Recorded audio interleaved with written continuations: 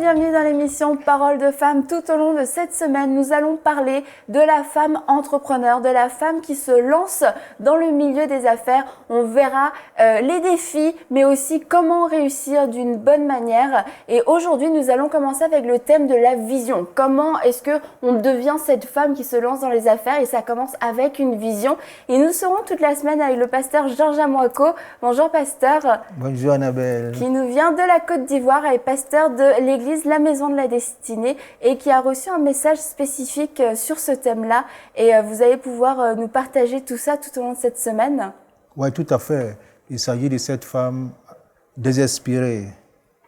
Elle a perdu son mari et le créancier était derrière elle. Ils sont venus prendre aussi ses enfants. L'avenir de l'enfant était hypothéqué, saboté. Mais il y avait un espoir pour elle. Ah, ça donne envie de savoir la suite, là. C'est dans le suspense total. Et on est aussi avec Fanta. Bonjour, oui, Fanta, qui est originaire du Mali et qui est là depuis plus de 20 ans au Québec. Oui. Et toi, tu t'es lancée dans les affaires il y a 9 ans, 10 ans, c'est ça. Et tu as 2 salons de beauté maintenant, aujourd'hui. Oui, j'en ai un à Saint-Hyacinthe et un autre à Drummondville. Et qui s'appelle Concept d'e-Fantasy. Oui. Je l'ai bien dit. Oui, exactement. Et tu vas pouvoir nous raconter un petit peu, nous partager ton parcours, les défis que tu as rencontrés, puis aussi les erreurs que tu as faites. Et puis, je crois que tes erreurs vont pouvoir aider beaucoup de femmes à ne pas refaire ces erreurs-là. Donc, vraiment, merci par avance de partager, d'avoir accepté de partager tout ton parcours avec nous. Merci. Et puis, nous sommes bien sûr avec Aurélie et Mathilde. Bonjour. Donc, on va commencer tout de suite en parlant de la vision. On parlait de cette femme. Donc, cette femme dont on parlait, c'est la veuve dans 2 Rois avec le prophète Élisée. Et elle, bon, je vous laisse parler d'elle parce que vous nous avez... Il faut dire, Annabelle, que cette femme était femme d'un pasteur. Son mari était prophète. Et son mari meurt. Malheureusement, l'héritage que son mari laisse, c'est la dette. Elle avait le défi de payer cette dette. Sinon, le créancier venait chercher l'enfant. Elle avait 2 enfants. Alors, l'avenir des enfants était hypothéqué. Voici un défi devant elle. Elle est partie voir l'homme de Dieu, Élisée le prophète. Et c'est ici, la vie de cette femme va changer de manière radicale. Donc en fait, sa vie a changé et elle s'est lancée dans les affaires. On va voir comment elle s'est lancée dans les affaires parce que c'est un regard intéressant sur cette histoire. J'avais jamais vu cette femme comme une femme entrepreneur, j'avoue. C'est la première fois. Avant de suivre votre enseignement, j'avais jamais vu ça sous cet angle-là. Mais c'est qu'en fait, cette femme a vu un besoin dans sa vie et elle a dû répondre à ce besoin. Et sa vision est venue d'un besoin. Et il y a beaucoup de femmes, on va parler des femmes, mais ça concerne aussi finalement les hommes qui se lancent dans les affaires. C'est parce qu'il y a un besoin, il y a quelque chose, ça ne vient pas comme ça du jour au lendemain, bah, tiens, j'ai envie de faire une entreprise. Ou toi, c'était venu comme ça du jour au lendemain? Non, peut-être non. Ça ne vient pas comme ça, c'est vraiment... C'était comme avec le temps, là, en voyant le manque qu'il y a à combler. Donc, ça vient vraiment comme ça, là. Donc, c'est comme vraiment... qu'on a envie de combler ce vide-là. On a vraiment envie. Donc, c'est comme avec le temps, on développe, on réfléchit et puis finalement, Dieu nous donne la unité. Mais quand tu étais petite, tu avais déjà envie de faire ça? D'aussi loin que je me souviens, j'ai toujours voulu vraiment être en affaires. Je me suis jamais vue vraiment travailler. Et puis le fait d'avoir quitté un pays comme le Mali, avec comme un village très pauvre d'où moi je viens, le fait d'avoir quitté ça. Lorsque je suis arrivée ici au Québec et que j'ai vu l'opportunité qu'on avait ici, que j'ai vu tout ce qu'on pouvait accomplir avec aucune limite, je me suis dit, je ne peux pas être ici pour simplement venir travailler pour quelqu'un. Je dois réellement moi-même bâtir une entreprise pour ensuite pouvoir le plus aider le pays d'où je viens. Donc, c'est vraiment comme ça. Tu es une vraie visionnaire, Fanta. Juste à t'entendre parler, je sens le feu de l'entrepreneur. Ce qui m'a marqué, c'est les routes. Les routes ici, toutes les routes, ils sont faits en asphalte, alors que chez moi, il n'y a pas de route. Chez moi, il n'y avait pas de route. Donc, faire le vélo, on ne peut pas vraiment. Et puis, comme avec la saison des pluies là, qui dure plusieurs mois, lorsqu'il pleut trop... Il faut dire que l'Afrique a changé. Oui, non, ça c'est vrai. Mais, mais moi, je parle de maintenant, parce que à 92. Moi, quand je suis arrivée, le village d'où je viens, ça ne l'a pas beaucoup évalué. C'est comme encore là. Donc, avec la saison des pluies et tout, lorsqu'il pleuvait trop, on ne pouvait pas trop se déplacer. Donc, et puis les maisons, chez moi, ils sont faits en boue, si on veut. Donc, souvent, après la saison des pluies, les maisons, ils s'effondrent. Donc, on doit chaque fois recommencer. Donc, quand je vis ici les maisons, il pleut, il neige, il vente, les maisons restent et il est à la route. C'est vraiment comme ça que l'idée est partie de comment devenir une femme entrepreneur qui réussit beaucoup pour pouvoir mieux aider chez moi. C'est comme ça. C'est vraiment comme ça. Et comme cette femme, cette veuve, elle avait cette dette, comme on en parlait, et elle aurait pu choisir quand même de s'apitoyer, de se dire, bon, bah, c'en est fini pour nous. Oui, tout à fait. Normalement, quand elle allait voir le prophète lui a posé 2 questions. Le prophète lui a dit, que puis-je faire pour toi? Et le prophète ajoute, tu as quoi à la maison? Qu'as-tu à la maison? Elle pensait qu'elle n'avait rien. Elle avait quelque chose. Mais à cause de son problème, elle regardait ailleurs. Alors que la solution était en elle. La solution de son problème était en elle. Pour le prophète, nous sommes la première solution à nos problèmes. Il ne faut pas regarder ailleurs. La solution est en nous. Et c'est que nos femmes, nos hommes, et même l'Afrique doivent comprendre qu'elle est la première solution à son propre problème. Exactement. Et l'homme de Dieu l'a aidé. Parce que l'homme de Dieu lui a dit, qu'as-tu à la maison? Cela veut dire, quel est ton apport initial? Tu veux un miracle? Quel est ton apport initial? Et ce qui est intéressant ici, Annabelle, l'homme de Dieu n'a pas prié pour elle. C'est vrai. L'homme de Dieu n'a pas prié pour elle. L'homme de Dieu ne l'a pas envoyé à l'église pour dire, chers frères et sœurs, voici une veuve, elle a besoin d'amour, il faut l'aider. On n'a pas fait offrande spéciale non plus pour elle. Pas d'offrande spéciale. L'homme de Dieu n'a même pas prophétisé sur sa vie. Il ne lui a pas dit de faire une offrande spéciale pour décanter sa situation. Alors, c'est très important. Mais l'homme de Dieu lui a donné des instructions que cette femme va suivre à la lettre, qui va transformer, n'est-ce pas, sa vie. Donc quand on parle de vision, on va parler vraiment là littéralement de vision, parce qu'il lui a dit qu'est-ce que tu as chez toi, et que cette femme ne voyait pas ce qu'elle avait. Il fallait qu'elle change sa façon de voir les choses. Et puis aujourd'hui, quelqu'un qui a ce désir de se lancer dans les affaires, ou qui voit un besoin, comme toi, Fanta, tu as vu un besoin, c'est une mauvaise mentalité que de penser que ça va toujours venir de l'extérieur. Et je trouve ça intéressant aussi par rapport au fait qu'il n'ait même pas prié pour elle. C'est vrai, c'est très vrai. Et vous avez... Oui, mais je trouve ça très intéressant ce que vous dites, pasteur, parce que souvent les gens, ou la plupart du temps, les gens vont voir à ce qu'ils n'ont pas et compter vraiment sur le monde extérieur pour subvenir à leurs besoins. Et là, vous nous faites réaliser que dans cette histoire-là, en effet, le prophète, l'homme de Dieu, n'a pas prié pour la dame, mais lui a montré, regarde à ce que tu as, et lui a donné une stratégie pour construire quelque chose, une entreprise, en fait. Et j'avais vraiment jamais vu cette histoire de cet œil-là. Je ne sais pas si vous voulez élaborer, mais vraiment, je trouve ça, génial. Et je crois que vous êtes là pour inspirer vraiment une multitude de femmes et même d'hommes qui nous regardent pour regarder qu'est-ce que j'ai et qu'est-ce que je peux faire. Des fois, les gens peuvent croire que leur situation est totalement désespérée et qui n'ont juste rien à offrir.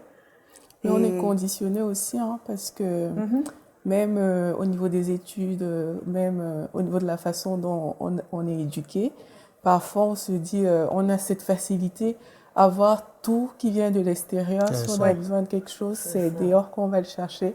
On n'a jamais ce regard qui... Nous, on ne peut jamais être parfois des pourvoyeurs, des personnes de qui la chose sort. Mais on a toujours cette facilité parce qu'on est comme dans un moule dans lequel on sait que voilà, si j'ai besoin de quelque chose, je dois chercher qui est cette chose pour que moi j'entre en possession. Mais pas moi, est-ce que je peux donner, qu'est-ce que je peux mettre pour pouvoir justement me déployer et créer des entreprises par exemple. Tout à fait. Et même ce qu'on oublie est que ce que nous avons est plus important que ce dont nous avons besoin. Oui. Elle avait quelque chose. Ah, vous pouvez répéter. J'allais dire la même chose. Je pense que vous pouvez répéter. Allez-y. Je voudrais m'imprégner. Je disais que ce qui est plus important avec Dieu est que ce que nous avons est plus important que ce dont nous avons besoin. C'est une bonne parole. Elle avait quelque chose.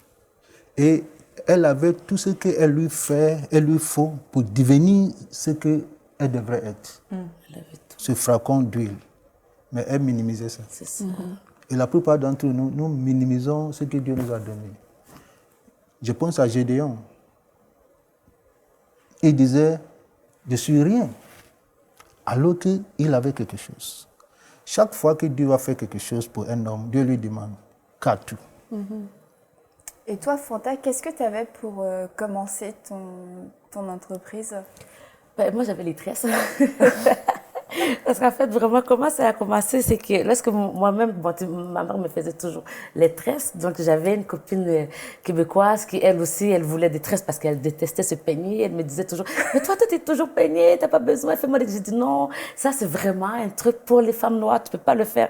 Donc, tu vois, une fois comme ça, en parlant, je lui ai dit, moi, je vais acheter les mèches à Montréal et tout. Elle est allée là-bas, elle est allée acheter les mèches, elle a appelé ma mère, elle a dit, Fanta va dormir chez moi. Elle m'a appelée, elle dit, tu viens dormir chez moi, demain, tu fais mes tresses. J'ai dit, bon, on va essayer. Donc, je lui ai fait les tresses. Et quand je lui ai fait les tresses, c'était un dimanche. Le lundi, à la polyvalente, elle a donné mon numéro à toutes les filles. Moi, je ne croyais même pas qu'il y avait autant de filles qui n'aimaient pas se coiffer. Donc, elle a donné, les filles commençaient à m'appeler. J'ai dit, mais je ne vais pas faire ça, prend trop de temps. C'est trop long. Et là, 2 jours après, une fille avait laissé le message. Elle a dit, Fanta, j'ai vu les cheveux d'Eugénie, s'il te plaît, fais-moi, je vais payer $60. Là, moi, j'ai 14 ans. $60, c'est beaucoup d'argent. Je me dis, mais OK, je vais la faire. Quand je l'ai fait, quelqu'un d'autre... C'est vraiment commencé comme ça. Et même à la fin, même des fois, je partais le lundi, j'amenais mon sac avec tous les vêtements. Le lundi soir, je dormais chez une, je fais les tresses. Le mardi, chez une autre. Des fois, je revenais 2 fois par semaine seulement. Et puis, c'est vraiment comme ça que... Donc, j'avais vraiment ça à moi. De bouche à oreille. De bouche à oreille, vraiment comme ça que j'ai... Oui, vraiment que j'ai commencé. Est-ce que tu aurais pu penser que des simples tresses, des simples mèches, jamais. Ça aurait non, pu non. être... Puis même, je me souviens quand j'étais jeune, lorsque je suis arrivée ici, vraiment une des premières pensées que j'ai eues, c'est comme je voyais, et il y avait des gens qui étaient coiffeuses, il y avait un salon pas loin. Je me dis, mais coiffeuse? On est au Canada, les gens ils sont coiffeuses. Je dis, mais tu peux pas être coiffeuse quand tu es au Canada, il faut être avocat, il faut être président de pays. C'était comme ça. Donc vraiment, ce que j'ai trouvé drôle, vraiment ironique du sort, le seul métier que j'ai un peu méprisé, finalement, c'est ce que Dieu avait réellement mis. Et aujourd'hui, je peux dire, on ne méprise aucun métier, mais pas du tout, parce que c'est grâce à ça. Aujourd'hui, en fait, moi, je vis depuis que j'ai 14 ans, donc... Wow! Oui, voilà. C'est inspirant. Non, ça, c'est inspirant. C'est-à-dire, il ne faut jamais minimiser quelque chose. Il ne faut jamais minimiser. Je vois David, face à Goliath, il n'avait que 5 pieds. Il n'avait pas une lance-roquette. Il n'avait que 5 pieds. Il n'a pas minimisé ça. Non, c'est vrai. Il a utilisé ça et voici le résultat. C'est vrai. Mais la plupart d'entre nous, on veut faire affaire, on attend un gros montant. Tu peux éliminer ton géant même avec un petit montant. C'est vrai. Mais nous, on veut un gros montant. On veut commencer avec un gros montant. Ça ne passe pas. Ça ne passera pas. Alors, Dieu va utiliser l'histoire de cette femme pour nous instruire, pour pouvoir commencer quelque chose et pour y arriver par la grâce de Dieu. Et est-ce que c'est au-delà de sa dette qu'elle avait, elle s'est dit, bon, bah, de toute manière, il faut que je fasse quelque chose parce que sinon, mes enfants vont partir, on va me retirer mes enfants. Et après, une fois qu'elle a obéi à la parole du prophète, qu'elle a vu que l'huile ne tarissait pas, est-ce que c'est important de voir plus loin que notre besoin et plus loin que cette première petite vision, de tout de suite commencer à penser grand, ou alors est-ce que c'est une perte de temps de commencer à penser grand à ce stade-là? Non, moi, je pense qu'il faut commencer à penser grand. Mais il faut aussi aider quelqu'un à penser grand. La femme, elle ne pensait pas grand. Le prophète l'a aidé à voir grand et à rêver grand. Sinon, elle voulait simplement régler le problème de son fils. Juste le moment présent. Juste le moment présent. Comme la plupart des femmes africaines. C'est jour au jour. Mais il faut regarder loin. Et le prophète l'a aidé. Mais vous voyez, la plupart des pasteurs, nous ne sommes pas en train d'aider les gens. Si c'était en Afrique, ou bien ici même au Canada, voici une femme qui a un problème. On allait organiser 3 jours de jeûne et prière. C'est vrai. La faire tomber sous l'onction. Souffrir sur elle. Et elle va repartir. Mais rien n'a changé. Elle n'a pas de stratégie. Rien n'a changé. Ou bien même, on va faire une offrande d'amour pour lui donner. Ce n'est pas mauvais. Mais c'est jusqu'à quand? Parce qu'elle va encore revenir. Il faut lui donner quelque chose. Il faut l'équiper. Il faut mettre quelque chose dans ses mains. Il faut l'aider à se réaliser, à s'affirmer elle-même. Et c'est ce que le prophète. Ce n'est pas un homme d'affaires, c'est le prophète qui l'a aidé. Et moi, je crois que nous, les hommes de Dieu, c'est ce que nous devons faire. Il y a un pasteur qui a rendu un témoignage. Il y a 2 femmes qui sont venues voir ce pasteur. Elles avaient besoin d'argent. Elle a donné 50 000 à chacune. Aller faire des affaires.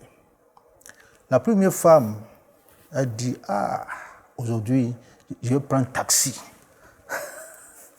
Je ne prends pas de bus. Je vais prendre taxi. Elle prend taxi, elle est derrière le taxi. Elle s'est fait grand.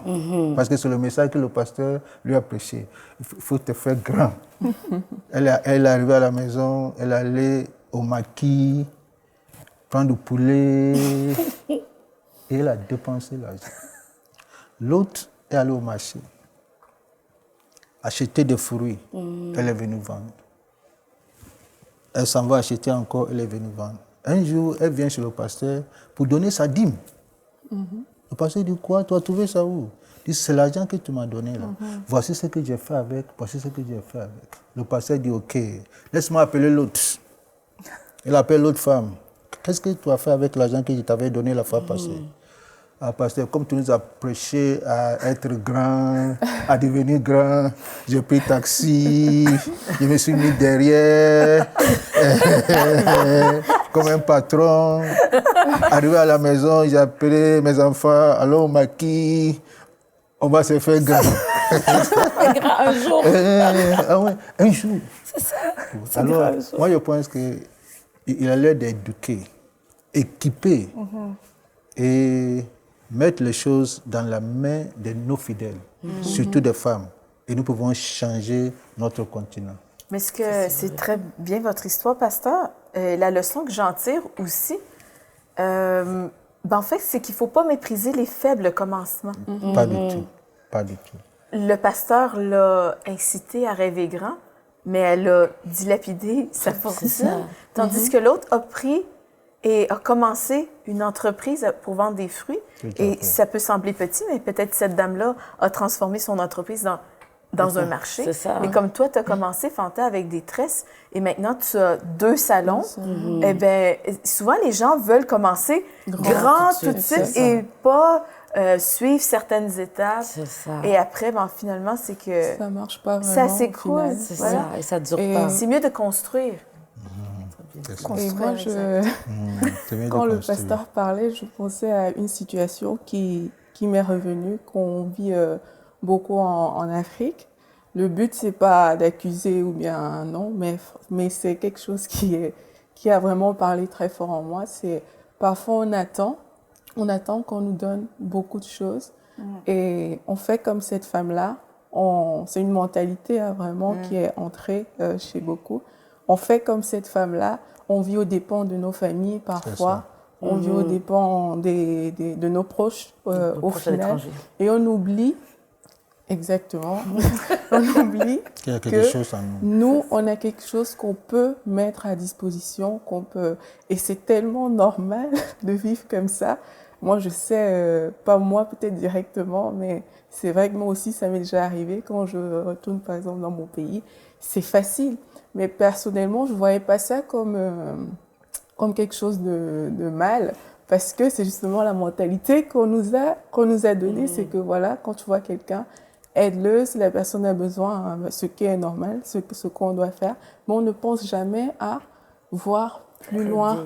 Cette personne, est-ce que je dois l'aider juste pour son strict minimum, ou alors est-ce que je dois aider cette personne pour qu'elle puisse penser grand, pour qu'elle puisse à son tour devenir une source. Et sortir de cette condition-là, finalement. Voilà, on a fait d'avoir constamment besoin d'aide. Et c'est de ça on parle aujourd'hui. En fait, d'être un visionnaire, avoir la vision, c'est de vraiment penser plus loin que juste subvenir et régler le moment présent. C'est ça. Mais ça aussi, c'est pas ce qui se passe. Des fois, on veut même aider aussi les gens. Moi, j'ai quelqu'un qui est proche là.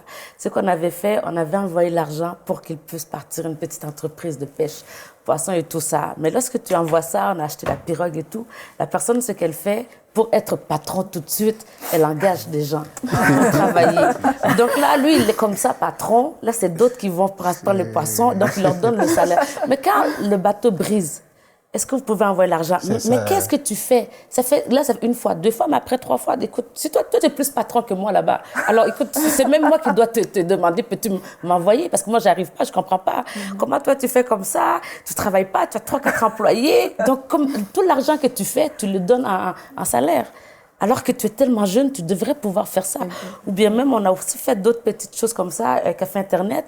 Il y a des frères qu'on a demandé d'aller travailler là. Comme ça va rester famille, vous allez... Non, parce que c'est trop bas de gamme, tu vois. Donc, des fois, il y a des gens que même si on veut les aider, c'est tellement ancré en eux depuis longtemps que c'est difficile à changer. C'est très difficile à changer. Et aussi, il faut comprendre que le pauvre, il n'a pas besoin d'argent. Annabelle.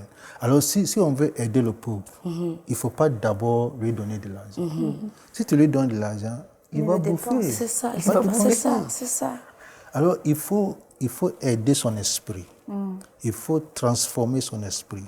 La distance entre le riche et le pauvre, ce n'est pas l'argent. C'est l'esprit. Ce n'est pas l'argent. Le riche, il connaît ce que le pauvre ne connaît pas. C'est à cause de ça qu'il a ce que le pauvre n'a pas. Alors, si tu veux aider le pauvre, il ne faut pas lui donner de l'argent d'abord. Pour une vie enrichie, il faut un esprit affranchi.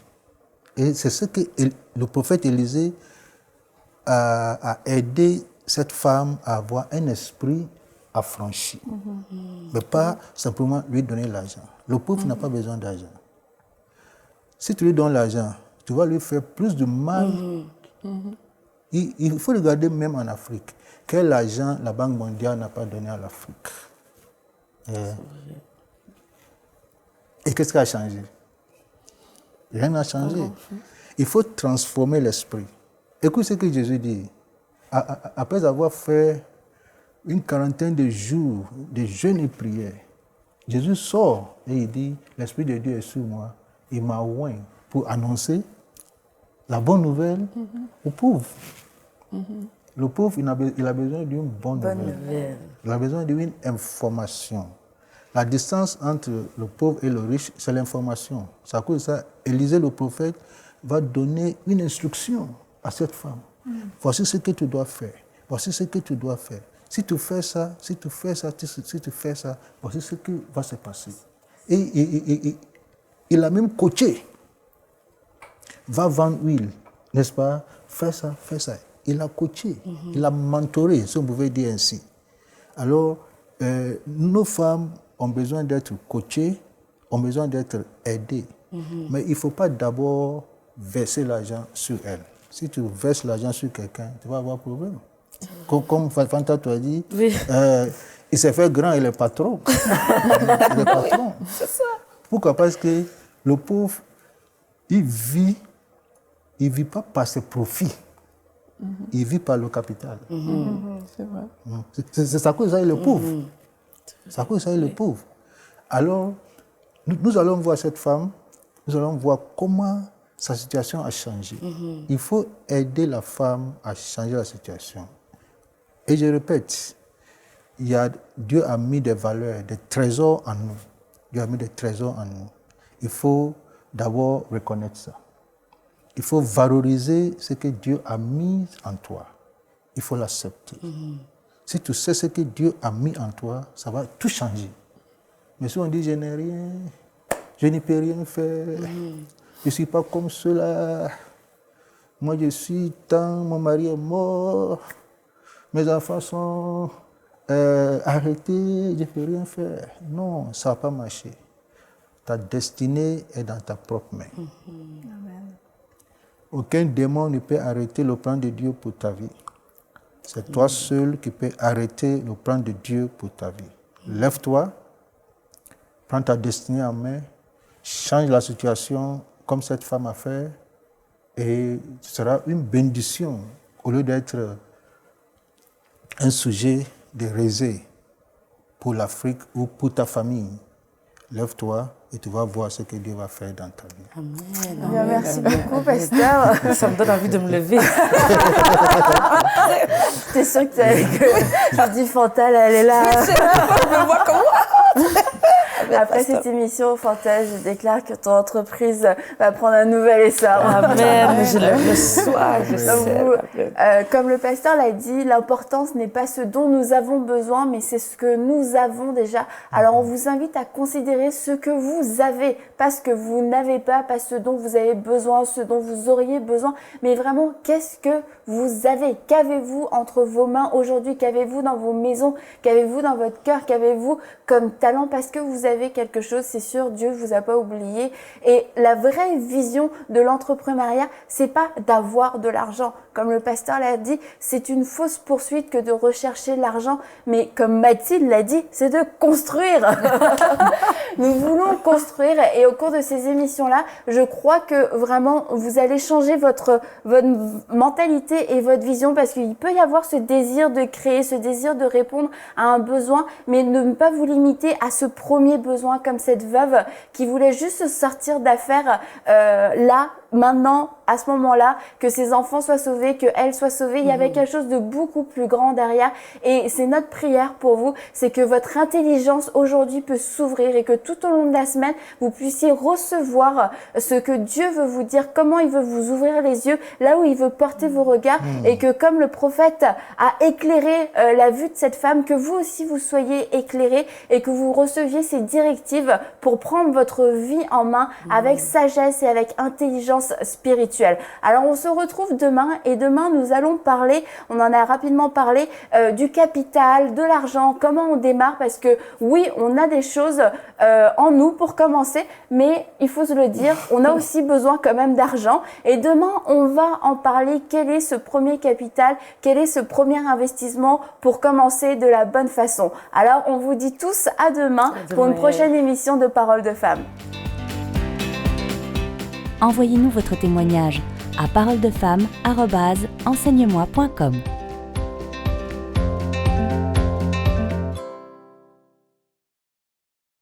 Cette émission est rendue possible grâce au précieux soutien des partenaires d'Enseigne-moi Canal International. Retrouvez tous nos programmes sur emcitv.com.